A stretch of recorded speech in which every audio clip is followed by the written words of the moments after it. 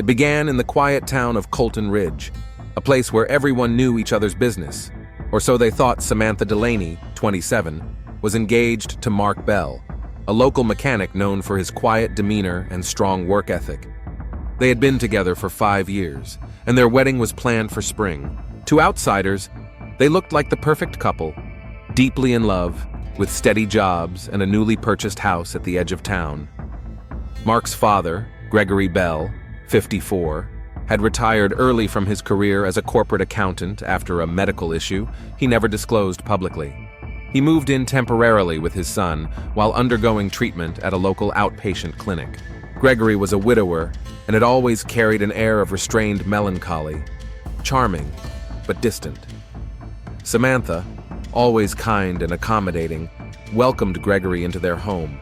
Over the course of several months, what began as polite conversation between future in-laws evolved into long, late-night talks, glasses of wine on the porch, and eventually, whispered tension that neither Mark nor the neighbors could quite place.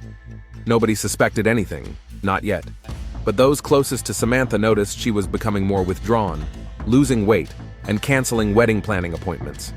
When asked, she blamed work stress. In reality, something far more disturbing had already begun to unfold behind the walls of the Bell household. What nobody knew was that Samantha had started receiving anonymous messages, short, cryptic, and increasingly threatening. They referenced private conversations, locations only she and Gregory had visited, and phrases Gregory had whispered in confidence. At the same time, Gregory's medical records were becoming a concern for his physician, who had noted non-compliance and inconsistent statements about exposure risks. But the connection between that and Samantha hadn't yet surfaced. No one was prepared for what the investigation would later uncover, that Samantha had been infected with HIV, and that it hadn't been an accident. It was a Tuesday afternoon when Samantha finally broke down and confided in her best friend, Olivia Krause. Over coffee, she admitted that she'd been seeing someone in secret. She didn't name Gregory outright, only saying it was someone close to the family, and that it was a mistake she didn't know how to end. Olivia pushed, but Samantha shut down, whispering that if Mark ever found out, it would ruin everything. What Samantha didn't say, what she couldn't say, was that the affair had started subtly, almost imperceptibly. Gregory was attentive, smooth in a way Mark wasn't. He spoke to her like she was intelligent, interesting, complex. After her own father had died years earlier, she was drawn to Gregory's controlled demeanor, his easy confidence. It wasn't physical at first, not until that one night when Mark was out of town for a car show. That was when everything crossed a line. The affair turned toxic quickly. Gregory grew possessive, even jealous. He would find excuses to be alone with her, interrupting her work hours with sudden emergencies, lingering too long in doorways, and insisting they needed to talk, always behind Mark's back. But when Samantha tried to pull away, the messages started. They were typed, unsigned, and always specific. What she wore, where she parked, what time she left Gregory's room. They arrived at random hours. She began checking over her shoulder in parking lots, locking the bathroom door even when home alone. Then came the diagnosis. Samantha had gone in for a routine checkup, a standard premarital panel required by her insurance provider. A week later, her doctor called her in for a follow-up. She remembered the chill in the air, the thin sheet of paper she clutched on the drive home. HIV positive, confirmed. She didn't tell Mark, not yet. Instead, she quietly requested a second test, then a third, hoping it was a mistake. It wasn't, but what broke her wasn't the diagnosis itself. It was the moment her doctor asked the question she hadn't considered. Do you know who might have exposed you? That night, Samantha stood outside Gregory's bedroom door, her hands trembling. He opened it like he'd been expecting her. You know, she said. His face barely changed. You said it was controlled, she whispered. He said nothing. After the confrontation, Samantha didn't sleep. She locked herself in the bathroom, sobbing silently on the floor until sunrise. Gregory left early that morning for one of his so-called checkups, and Mark assumed the tension in the house came from wedding stress. But Samantha couldn't bring herself to look at him anymore. Every kiss felt like a betrayal. Every time he reached for her, she flinched. She hadn't told him anything. Not about the affair, the diagnosis, or her confrontation with his father. She was still trying to convince herself she could fix it. A few days later, Samantha drove to the county health department under a different name. She claimed to be researching a case scenario for a fictional article. But what she really wanted to know was how criminal liability worked when someone knowingly exposed another person to HIV. The answers were chilling. Depending on the state, it could be classified as criminal transmission, but only if the infected person knew their status at the time of exposure, and proof was notoriously difficult. That evening, Samantha snooped through Gregory's room while he was out. Behind a stack of tax documents and expired ID cards, she found a manila folder filled with medical paperwork, multiple appointments from the last 2 years, antiretroviral prescriptions, lab results. One report was dated 8 months prior, positive HIV status. Another, 2 months before the first time they slept together. The last page stopped her cold. Patient instructed to inform all current and future sexual partners, advised of legal consequences for non-disclosure. She took photos of everything. Her hands were shaking. But as she turned to leave, she noticed something else, a flash drive taped to the underside of the nightstand. She pocketed it. Later that night, she plugged it into her laptop. What she found was more disturbing than anything she'd imagined. Dozens of audio files, each labeled only by date, recordings of conversations, some with her, some with Mark. One of her crying in Gregory's car, begging him to stop after an argument. Another where Gregory muttered, "You don't get to walk away." She knew then it had never been love. It had been surveillance, control, a calculated manipulation. The next day, Samantha called a lawyer. She needed to know what her options were, not just legally, but strategically. She still hadn't told Mark not about any of it, but now she was no longer trying to preserve the peace she was preparing for war. Samantha met with attorney Rachel DeSantis, a local defense lawyer with experience in domestic abuse and health law.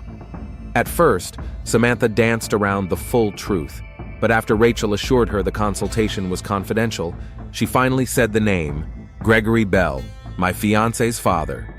Rachel didn't flinch, just picked up her pen and said, "Start from the beginning." Over the next hour, Samantha detailed everything: the affair, the diagnosis, the messages, the medical records, and the recordings. Rachel's face remained unreadable until the part about the flash drive. "Do you still have it?" she asked. Samantha nodded. "Good, we may need to establish a timeline of knowledge and intent." Rachel explained that in their state, knowingly exposing someone to HIV without disclosure is a felony, but proving it requires hard evidence, documented status, proof of sexual contact, and clear indication the infected party knew and failed to warn. "We may have that," Rachel said, "but it's going to get messy." Samantha also asked about restraining orders. Rachel explained it was possible but could draw attention.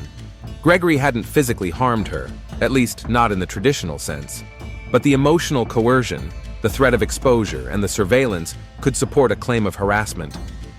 That night, Samantha sat alone in her car outside the pharmacy, staring at the first bottle of antiretroviral medication she had picked up, using a discount card under a fake name. The irony wasn't lost on her. The one thing that could keep her alive now tied her forever to the man who had broken her. She went home to find Mark asleep on the couch, open laptop on his chest, oblivious. She sat next to him and scrolled through his inbox.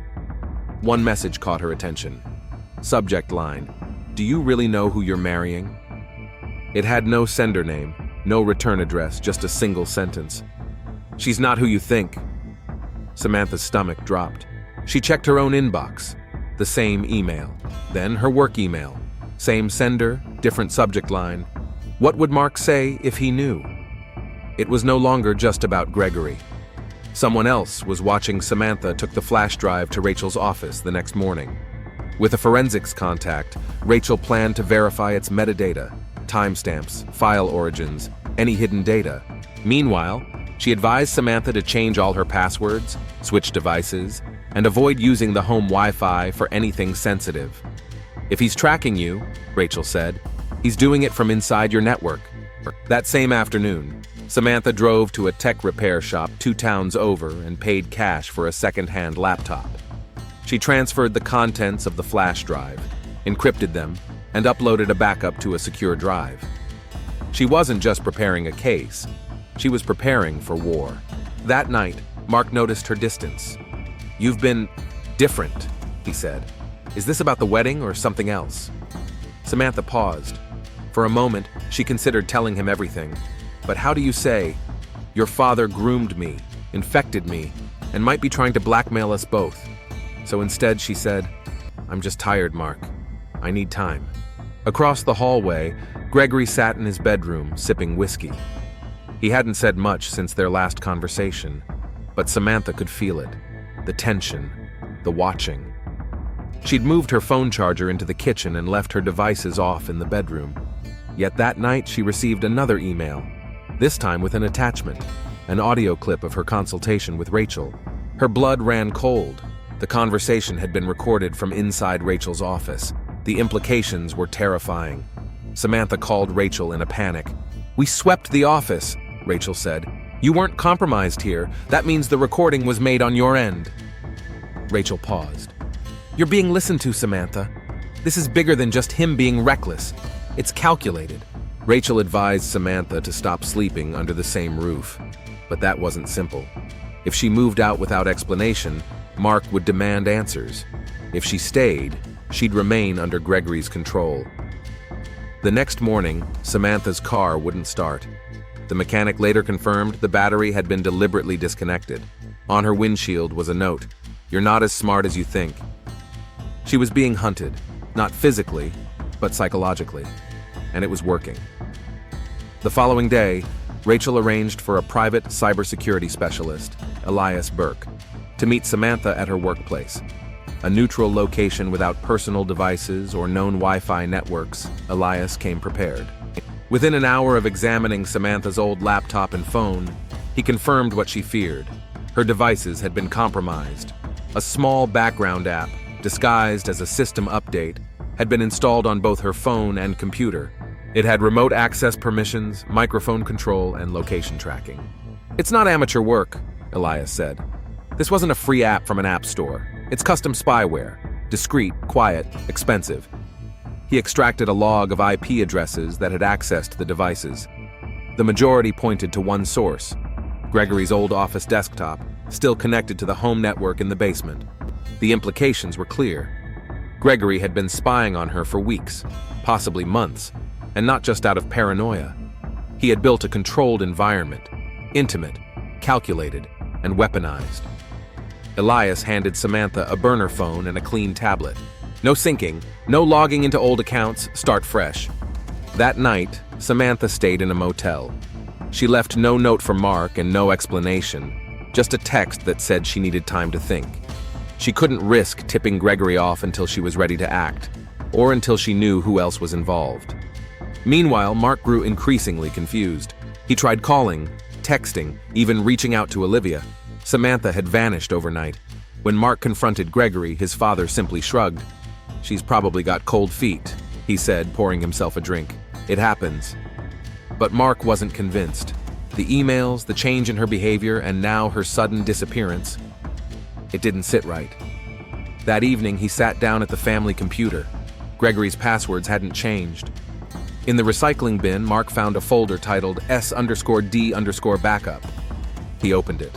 Hundreds of files, audio, screenshots, documents, many of them labeled with Samantha's initials.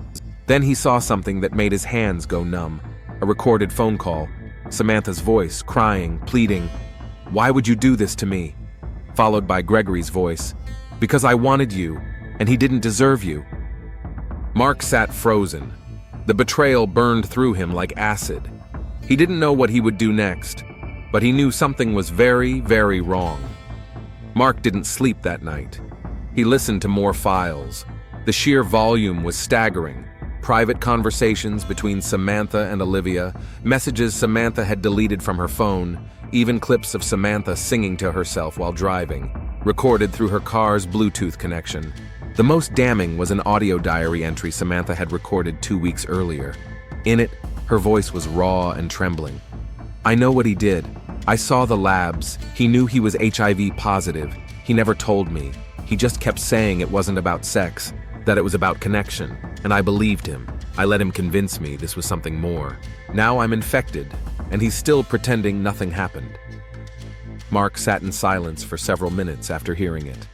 Then, slowly, he backed up the folder onto a flash drive, grabbed his keys, and left. Gregory was in the kitchen when Mark got home, coffee in hand, calm, as if nothing had shifted. "You look like hell," he said. Mark didn't respond. He set the flash drive on the table between them. "You want to explain this?" Gregory's eyes barely flickered. "That's private." "You were sleeping with her," Mark said. His voice cracked. "You infected her, and you recorded everything like it was some game." Gregory took a long breath, then said, "It wasn't a game. She came to me. I didn't force anything." Mark exploded. "You were supposed to be my father! You were supposed to protect her!" Gregory didn't shout. He didn't even move. "You never saw her the way I did. You were always too simple. She needed someone who understood her, who made her feel alive." Mark's fist clenched. "You're sick!" But Gregory only nodded slowly. "You think the law cares? There's no proof she didn't know. And if you go to the police, she's going to get dragged through court, through the media. She'll be branded a liar, a whore." Mark didn't respond. He walked out without another word. That night, Mark found Samantha's motel by calling Olivia, who had sworn not to tell anyone. But when she heard the panic in his voice, she broke. When Samantha opened the door and saw Mark, she froze. He looked like he'd aged 10 years in a day. "I know everything," he said, "and I'm so sorry I didn't see it sooner."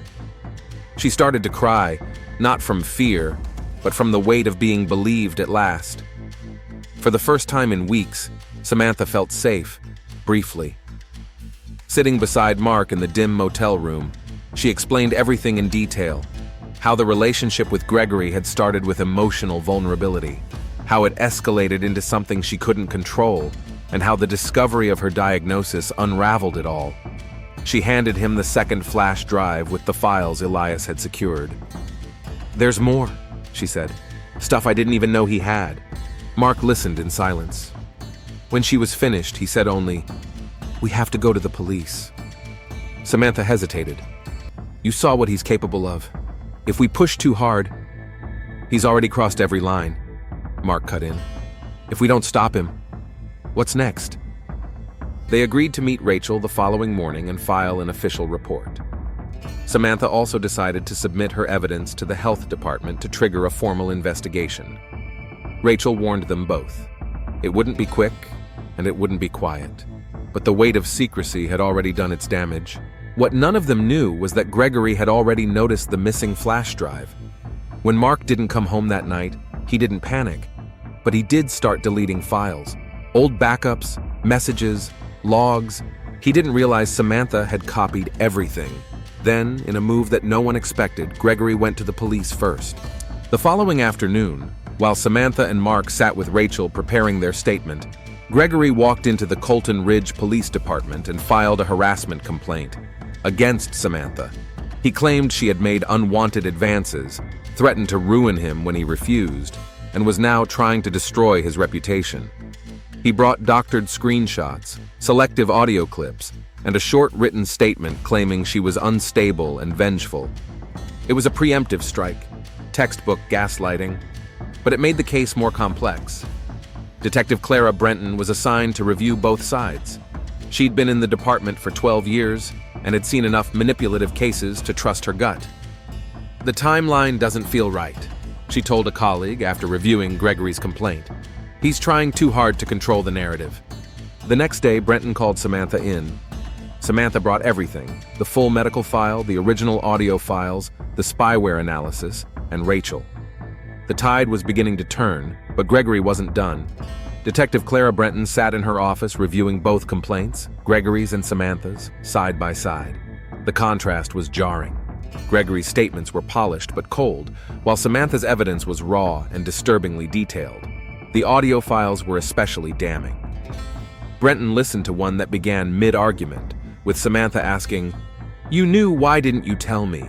And Gregory responding, "You didn't ask the right questions." That single sentence changed the tone of Brenton's investigation. Later that day, Brenton requested a digital forensic analysis of Gregory's desktop and the internal logs of file deletions.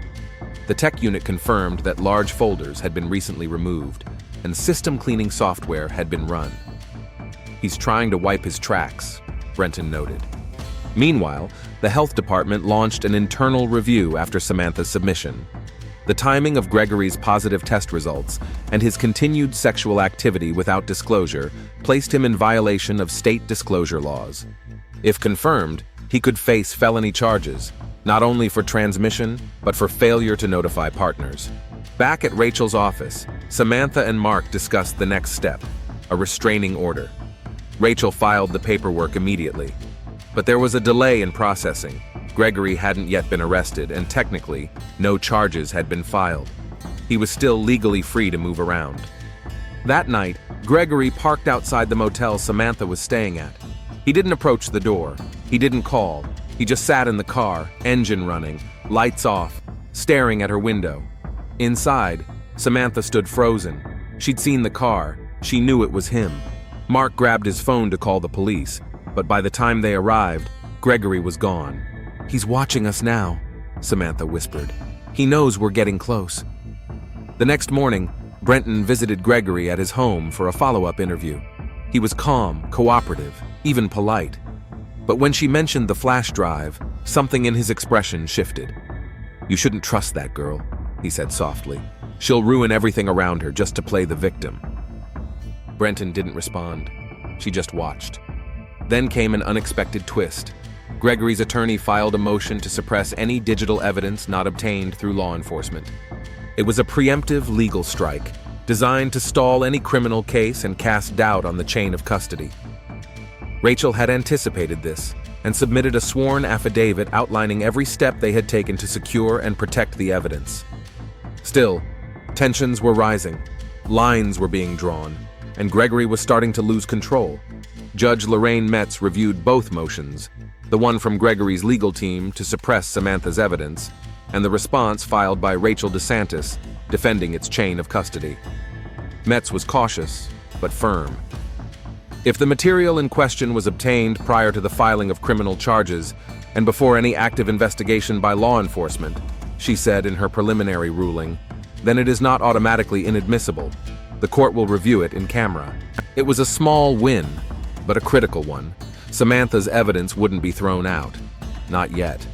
Meanwhile, the tech unit under Brenton's request successfully recovered fragments of Gregory's deleted folders. While many files had been corrupted by his system cleaner, several time-stamped documents and metadata logs survived. Among them were records of file transfers, specifically to a cloud account registered under a pseudonym GB_Concord. Warrants were submitted for access. Brenton quietly built her case. But outside the legal channels, Gregory's behavior was changing. He stopped showing up at his regular clinic appointments. When his pharmacist called about his overdue medication refill, he simply said, "I won't be needing it anymore." He removed the family computer, began using only a burner phone, and withdrew large amounts of cash from various banks in town. Rachel warned Samantha that Gregory might be preparing to flee, or worse, preparing for confrontation. "This isn't a man who thinks he's losing," she said. "This is a man who thinks the rules don't apply to him." Mark, too, had grown restless. He stayed close to Samantha at the motel and quietly started moving their shared belongings from the house. He didn't want Gregory to know where Samantha would be staying long-term. Olivia offered a temporary safe place in her basement apartment. Samantha agreed. That same night, someone broke into the motel room after Samantha and Mark had checked out. The door had been kicked in. Nothing was stolen, but the mattress had been slashed open, and Samantha's old prescription bottle had been left on the table. It was a message, not subtle. The police were called. Brenton came in person. "This is no longer just a harassment case," she said. "He's escalating." By morning, the restraining order was finally approved, but Gregory had vanished. He wasn't at home. His phone was off. His car was gone. An alert went out. Law enforcement issued a local bolo, "Be on the lookout," for Gregory Bell, classifying him as a person of interest in an ongoing criminal investigation involving coercion, unlawful surveillance, and suspected intentional HIV exposure. His vehicle was found abandoned near the edge of the county, a rural area known for wooded trails and rundown cabins. Samantha was relocated to a safe house coordinated by the sheriff's department. Only Mark, Rachel, and Brenton knew the location. She was fitted with a panic button connected to dispatch, and officers patrolled the area in shifts. But safety didn't erase fear. "It's not just that he might hurt me," she told Rachel. "It's that he already did, and now I'm waiting for the rest." Brenton obtained emergency access to the cloud account Gregory had used. The files were extensive, over 100 gigabytes of audio logs, videos, and typed notes. Many involved Samantha. One document stood out. A series of typed journal entries. The most recent one read, "They think they've won, but she'll never be clean again. I gave her something permanent. She belonged to me the moment she let me in. If I can't have her, no one can." That sentence changed everything. Brenton elevated the case to the state level and filed for an emergency warrant for Gregory's arrest. At the same time, she reviewed past files and realized something disturbing. Several of the recorded files had timestamps from public locations, restaurants, stores, even a church parking lot. Gregory had been stalking Samantha for far longer than she realized. Then came a call from a ranger at Ravenwood Trailhead, 20 miles north of town. A man matching Gregory's description had been seen buying gas at a remote station nearby. Surveillance confirmed it was him. His face was pale, unshaven. He was carrying what appeared to be a backpack and a crowbar. Within hours, a full search was launched. Police combed the wooded region with dogs, drones, and ground teams, but Gregory seemed to have vanished into the trees. Mark, meanwhile, struggled with guilt. "I brought him into our home. I defended him for years. I didn't see it." Samantha tried to reassure him, but the fear was wearing on both of them. Sleep was shallow. Meals went untouched. And the sound of a twig snapping outside was enough to send her reaching for the panic button. Then, on the fourth day of the search, a break came. Not from law enforcement, but from Gregory himself. An envelope arrived at the sheriff's office. No return address. Inside, a printed photo of Samantha taken the previous night through the blinds of her safe house. Scribbled on the back, "I see you." The photo sent to the sheriff's office was timestamped at 2:13 a.m., taken from an elevated angle, likely from a tree or rooftop. Detective Brenton ordered a full sweep of the surrounding woods and rooftops, and law enforcement upgraded Samantha's protective detail to 24-hour watch with armed deputies stationed inside and out. Elias Burke, the cybersecurity expert who previously assisted Samantha, rejoined the investigation to analyze the metadata of the photo. Within an hour, he confirmed the camera used was tied to a device previously logged into Gregory's cloud account. The image file had GPS tagging, disabled manually after the photo was taken. Still, it provided just enough data to narrow down Gregory's most recent location to within a 300-meter radius. Officers swarmed the area. A weathered hunting blind was found buried behind a thick row of pine trees. Empty, but containing energy bar wrappers, binoculars, and a journal page with Samantha's name written over and over again. Inside the safe house, Samantha's nerves were fraying. She hadn't slept more than a few minutes at a time. Mark stayed awake with her, alternating shifts with the deputies. "He's not going to stop," she whispered. "He thinks I belong to him." The next afternoon, a second breach occurred. This time, the garage door had been tampered with, disengaged manually from the outside. One of the deputies caught the sound and raised the alarm, but when officers surrounded the property, Gregory had already disappeared again. He left nothing behind, no footprints, no signs of forced entry, except a smear of red on the garage wall, blood, human. Later confirmed to be Gregory's. "He's injured," Brenton said. "Desperate, and maybe more dangerous than ever." Fearing a full ambush, law enforcement began prepping for a tactical relocation. A decoy vehicle was prepared to leave the safe house while Samantha would be moved in an unmarked SUV under full escort. But Gregory had anticipated this. At 3:47 a.m., as officers coordinated their exit, a power outage hit the grid block covering the entire rural perimeter. Communications dropped. The house went dark. Inside, Mark drew the curtains and held Samantha close. Deputies switched to radios and flashlights. Brenton arrived on scene moments later, demanding everyone stay in place. Suddenly, a window shattered. The side door to the kitchen burst open. One deputy tackled a figure moving through the hallway. It wasn't Gregory, but a local junkie he'd paid to create a diversion. In the chaos, Gregory slipped through the back, avoiding the perimeter. But Samantha was gone. The panic erupted instantly. Mark's voice cracked as he shouted her name. The panic button hadn't been pressed. Her bag, phone, and jacket were still there, but she was missing, and so was Gregory. Every available unit in the county was mobilized. The back roads were closed, helicopters dispatched, and search dogs deployed. Command assumed Gregory had escaped into the same wooded region where he was last spotted, but this time with Samantha. Detective Brenton re-examined Gregory's cloud account and journals for clues. One disturbing entry stood out, written just days before the kidnapping. "I gave her the truth. I gave her something that lasts. All they want to do is erase me. But she knows. We're bound now.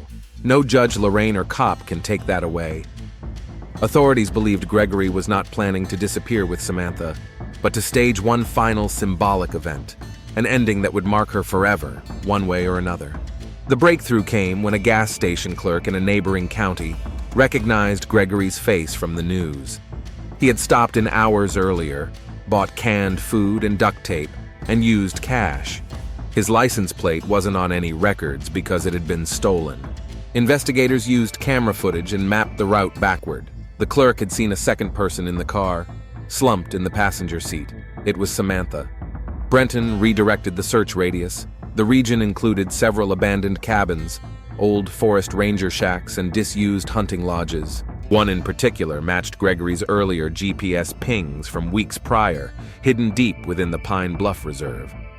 The cabin was nearly a mile from the nearest service road. Officers hiked in on foot, weapons drawn. Inside, they found a mattress on the floor, used rope, and a half-burned notebook. On one page, written in shaky ink, "She stopped screaming. I think she understands now." But no sign of Samantha.